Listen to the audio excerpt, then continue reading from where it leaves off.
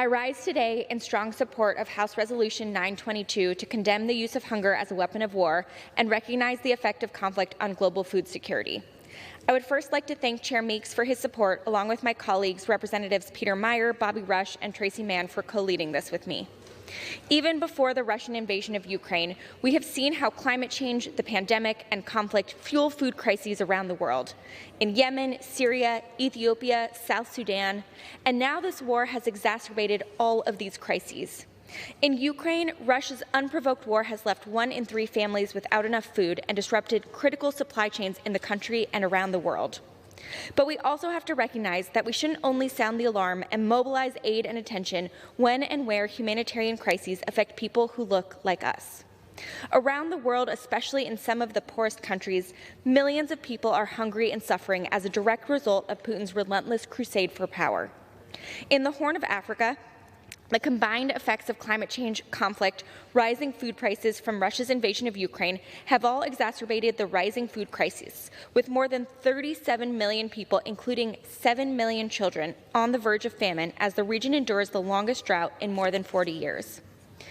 Afghanistan continues to face an acute humanitarian crisis this upcoming winter, where over 95% of the population cannot afford to feed themselves or their families. Haiti imports 70% of its food mainly from Russia and Canada and is experiencing catastrophic hunger levels, with 4.7 million of the population facing acute hunger. In Ethiopia, over 20 million people in Tigray, Amhara, and Afar are in dire need of humanitarian assistance and rely on wheat imports from Ukraine and Russia. In South Sudan, where I traveled earlier this year, 8.3 million people are experiencing severe food insecurity, the most extreme level of food insecurity in the country since it became independent in 2011. But we've also seen the power of the UN, diplomacy, and global cooperation in alleviating this crisis. The historic Black Sea Grain Initiative, which was recently extended, has facilitated the export of millions of tons of agricultural exports from Ukraine's Black Sea ports. I also commend Ukraine's new humanitarian initiative, Grain from Ukraine, that came out of the first International Summit on Food Security, which will ship grain to African countries most in need.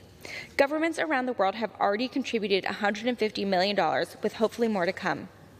The crisis in Ukraine has made clear why it's so important that we as a body recognize the consequences of war on food security, condemn starvation of civilians as a weapon of war, and call on the United States government here in Congress and in the administration to continue addressing these crises and hold perpetrators accountable. I'm proud to lead this important resolution today, and I urge my colleagues to support it.